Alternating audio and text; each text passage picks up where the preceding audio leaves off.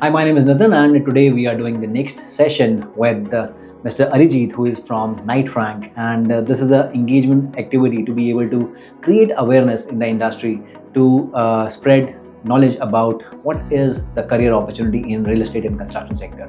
So thank you for Arijit giving us the time today. So let us start with your introduction first, so that people are they are able to know you well. So thank you, Nitin, for inviting me. I am Arijit Misra. I'm part of Knight Frank since 8 years now. I am in Occupier Solutions and Strategy team. So basically what we do, in a nutshell, we advise clients for their real estate portfolio, specifically in office. So we basically understand their office requirements, and then as an extended partner, we provide them solutions. In a nutshell, that is what we do. Right. So corporate occupier strategy is, it's a big word or a big term. So when we say corporate strategy, we understand the strategies required for the internal operations. Now you have added a term occupier. Help us understand, how you channelize that energy for an occupier in that capacity. So occupier is nothing but the giant clients which we have, the giant companies in the industry, whether it's IT, BFSI, manufacturing, so on and so forth. Everybody has their own real estate requirement, and as a part of office consultant, we basically understand three aspects. The one is what particular micro market are they looking at. Second is what sort of a building they are looking at. Many people are very choosy about the buildings nowadays. They want a LEED certified building, or they want a well certified building. Some are also very choosy about the building layouts. They are so specific about the layout, like somebody wants a rectangular shaped layout. They don't want an uneven sort of a layout. And that has a reason, because if you go for an uneven layout, then the efficiency is on a toss. Okay. Third is the budgets. What sort of a budgets are they looking at? I'm talking about leasing. Now, as far as our solutions are very tailor-made. So first, basically, we understand the employee demographics. We have a software in which we do pin code analysis, and with that, we are able to pin down the micro markets in which we can basically propose them options. Second part is, in that particular micro market, we give them grade A options. Third is, we do financial analysis with their existing property. Okay. And we go deep down to basically the rent, maintenance, cost of capital for the fit outs, OPEX cost, and also some of the line items which are very specific to client. Right. With this, we are able to understand which particular property would be beneficial for them as far as the money is concerned. Fourth part is basically we also assist them in legal agreements. So if you are a client, you are, for example, of a big giant company, you are working as a CEO, you basically have certain concerns about the clauses, because we all understand that we make agreements for the worst scenario, right? So we understand the requirement, the legal requirement of the clients, as far as we understand the legal requirements of the landlord as well. And then we basically give them clauses which are win-win solution for both the parties. Right. So that is how it is. So we basically are there from the start to the end. We manage the complete ecosystem. This is what for leasing. Now the second part is, many clients have sale or purchase requirement. Many clients want to basically sell their corporate assets or want to buy assets. That is the same pattern which goes for leasing. Okay. Third is a bit different. Many corporates or HNIs also basically think real estate for investments. And that is where pre-leased investment comes, in which we basically propose properties which are already pre-leased to a certain client. Right. So we make them understand about the lock-ins, about the lease term, about the ROI which that particular property would be fetching. So that is where they can make a mindful decision. So in a nutshell, that is how Occupier Strategy and Solutions work.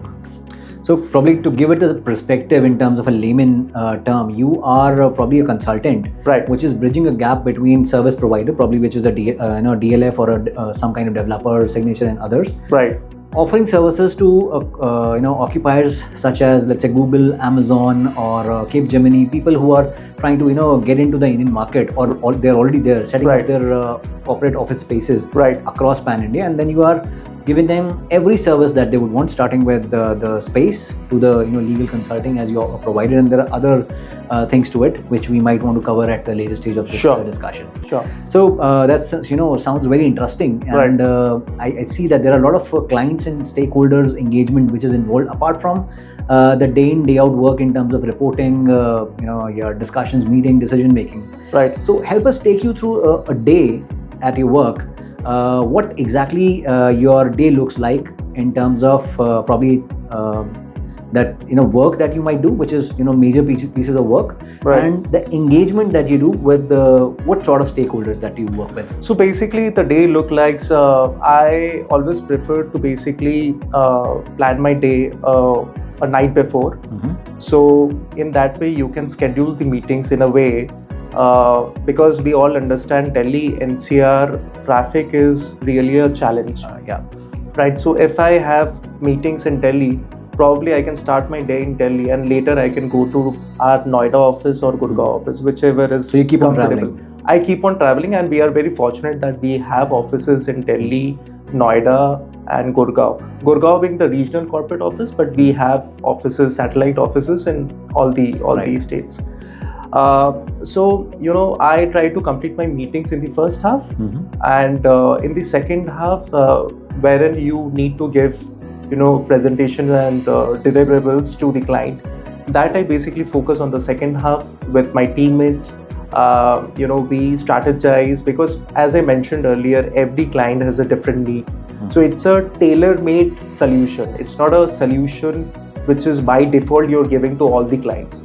You are first understanding their requirement, all the perspectives, and then you're making a solution. So that is where we strategize, we brainstorm together, and we try to basically give the client the presentations or anything, or analysis, or something like that, anything in a day or two. That is what we also believe in that, because somewhere when client is coming up with requirement, so they also need the solution in a bit shorter period. Right. So we don't extend that. We try to basically do our part as soon as possible and give it to client. And then, if time allows, then probably we also do chit chat. We are also humans in the evening time. I mean, that's a personal engagement that you do. Yeah, personal engagement. We do chit chat in our cafeteria, and that's how the day looks. Right. So it has all the work-life balance. So yes, typically the work-life balance is maintained. And though the traffic is a challenge for us, because again, going back from Gurgaon to Delhi really takes an hour and so, but overall, things, if you start the day early, then by 6 or 7, everything gets sorted out. Oh, that's perfect. And while we have looked at probably how the day looks like, there are a lot of meetings with stakeholders and internal discussions.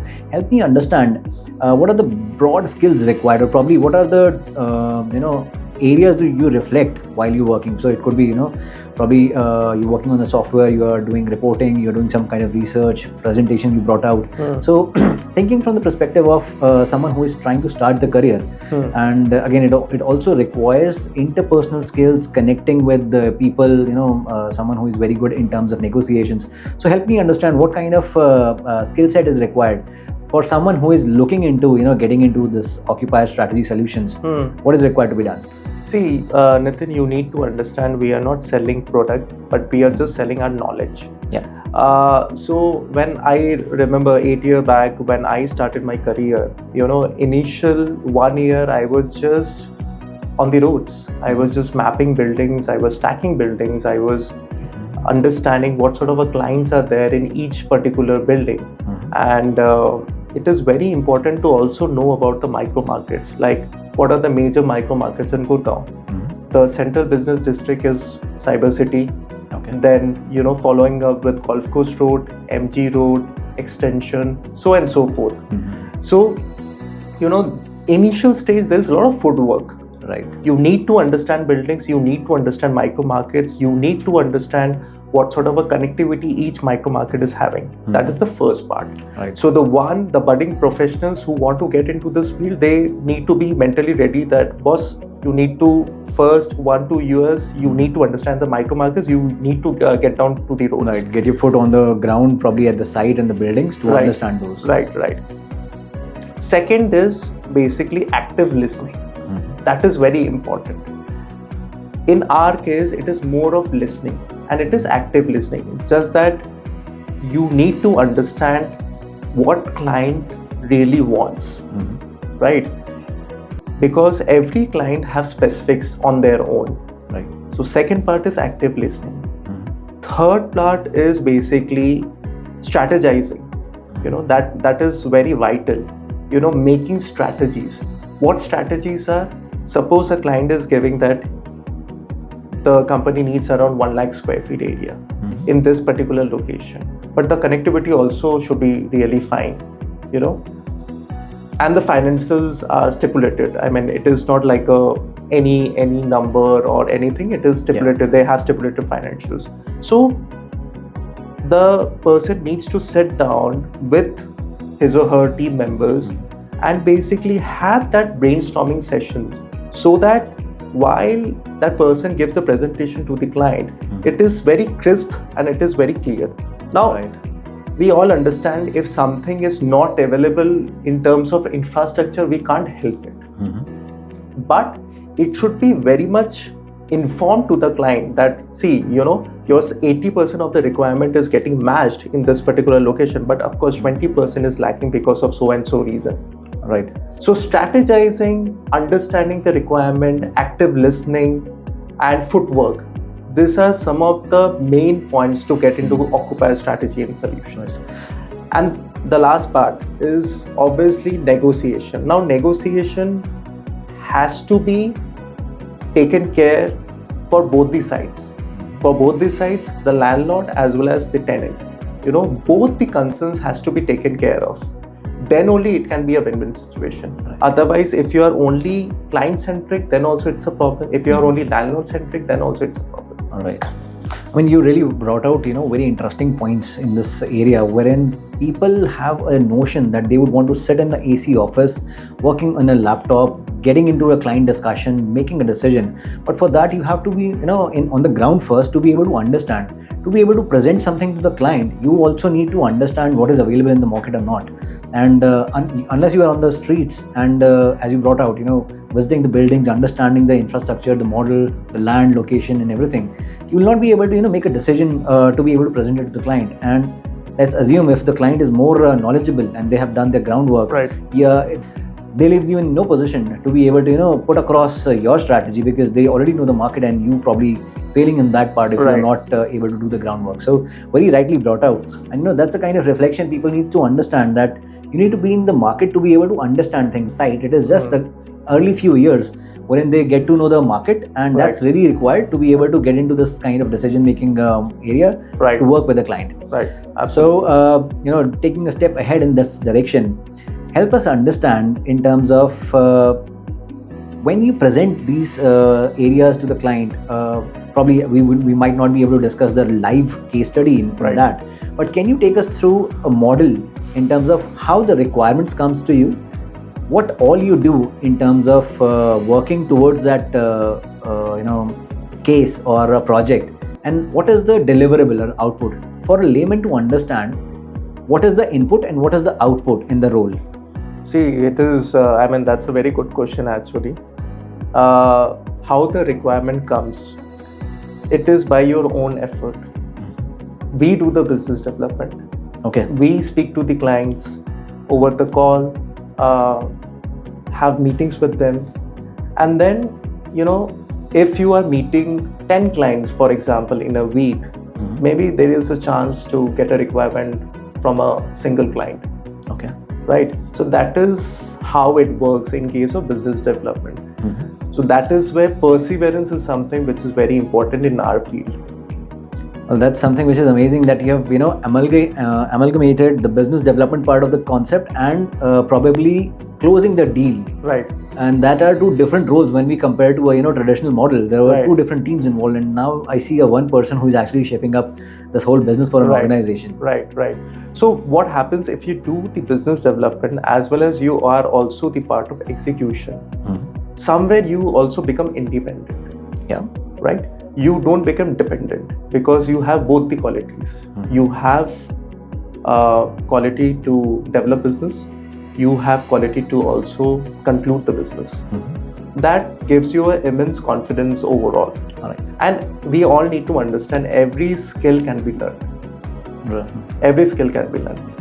It's just the perseverance, it's just the confidence which can get you all the skills in a way. Right. When you shape up the requirements, so the input and output, so you might see that some requirements coming to you, Right. and how you looking at a case reference, if you are able to generically present it out, how the requirements flow in, what you do in the middle, and then how the output shapes up. So it's like how I explained previously. It is like you're doing the business development, you're getting a requirement, you're going and meeting the client, you're understanding the specifics of the client. Then you are strategizing in terms of the building, micro markets, doing pin code analysis, doing financial analysis, and then going back to the client and presenting them. Then the third part is doing and organizing the site tours. Site tours are very important. What happens when the CXOs of the company come down for the site tours and you are there? So basically you are able to explain them precisely about the locations and the building. Right? Okay. That's a game-changing sort of a thing, because Nitin, you are sitting in the office, you are CXOs of a company, and you have certain perception about, for example, Golf Course Road. But actually when you came down on the street and when I explained about the infra, about the building, about the location, about the adjacent buildings or the clients which that micro market is having, Right. your perception changes. Right? So for example, previously you were having this thought that I'll not go to that particular micro market, but after understanding in detail, you also consider that location as a part of shortlisted micro market. Agree. Yeah. So site tours are very important.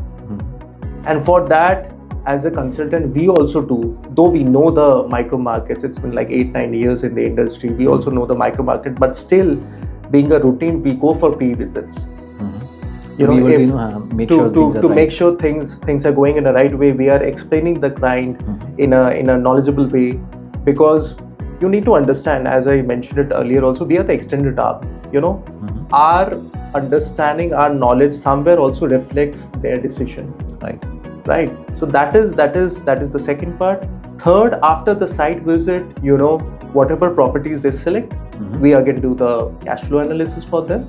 And after that process, it is straight signing of the agreements and talking about the legal due diligence of the property. And you hand over that property to them, and they'll take care of the interior fit outs and space arrangements. That is so many clients, they want a same company to basically for their leasing as well as for their projects part. So we have a holistic project team across all the metro cities.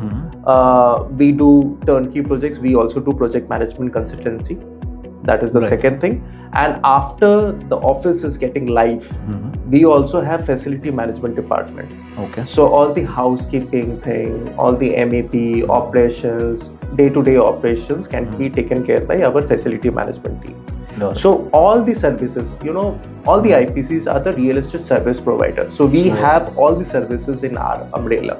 We can provide, starting from the leasing to the project management to the facility management, we have all the services in our umbrella. And very, very good reflection that you brought out in the discussion, that it is not just limited to the corporate services that we are offering. The construction and real estate industry or the sector has enormous opportunities as you brought out, the facility management is one of the area, the leasing is another one, Right. or the interior fit outs or the consulting PMC and other areas. There are a lot of opportunities for people who might look at the sector to build or start their career in that Right. space. Right. So you also happen to be an MRICS, Right. and MRIC is one of the credentials which is offered by RICS. Right. Help us understand how networking is important, or what role does networking plays in a growth of an individual or a professional, and how MRICS helps there. See, that's a very good question actually. See, we all understand MRICS is an emblem of ethics, which is nothing but integrity, honesty, transparency, and also it gives emphasis on knowledge, right? And when you are working in real estate, you are handling, large sort of a value transactions. This all things are very needed. Right. This is a certification which is globally recognized. So when you are a MRICS professional, somewhere the client is also having that confidence in you. It gives you an edge, Right. in short. Secondly, the second part is, I think it's a hidden treasure. You are able to network with so many MRICS professionals worldwide. Right. You are able to exchange ideas, you are able to delve into their case studies, you are able to attend conferences, which I am thankful to you and the whole team who organizes in Delhi NCR and other teams. Somewhere I am very privileged that I was able to go through MRICS, and I am a MRICS professional, because there is so much of knowledge sharing sessions. Right. Because see, one is bookish knowledge and another one is experiential knowledge. Right. All the veterans who come down for the interviews or for the panel or become as a panelist, they share so much of knowledge which you can also use in some of the projects. Right. Who knows? So essentially, which is not available in the books, and you Right. reflected it very right. Essentially, your education, or let's say an MBA degree, can take you to a level, let's say 5 years of experience. That education can support you till there, but moving for beyond Right. to that level, you need some kind of knowledge which is coming from the network itself. Right. And getting an access to these kind of veterans or senior professionals Right. gives you that kind of knowledge, connects, network, or industry insights, which really helps you in your growth. Right.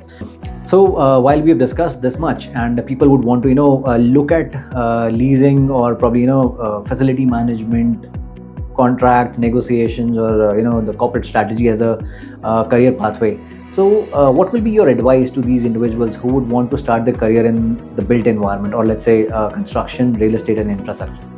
So what I think, the budding professionals, first of all, they should do their research on their own. They first should understand how many verticals we have in real estate.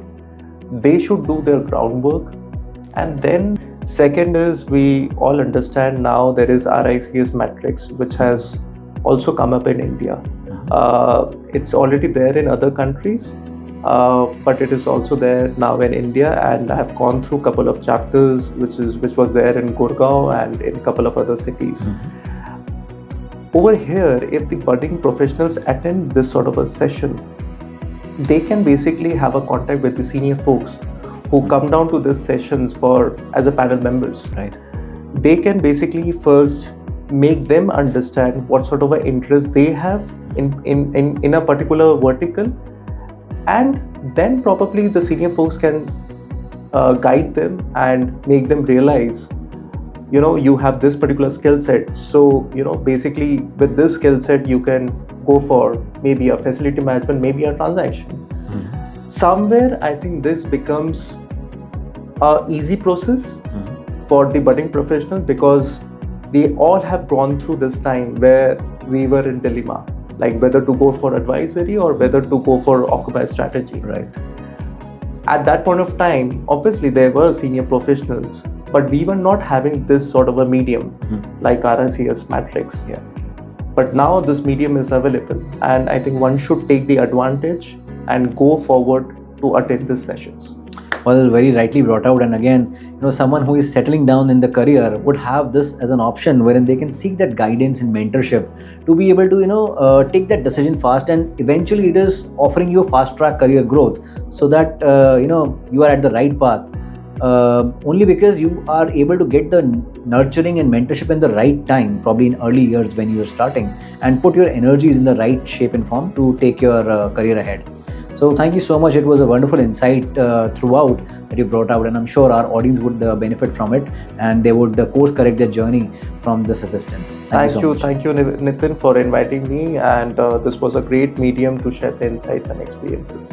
Thank you. Thank you.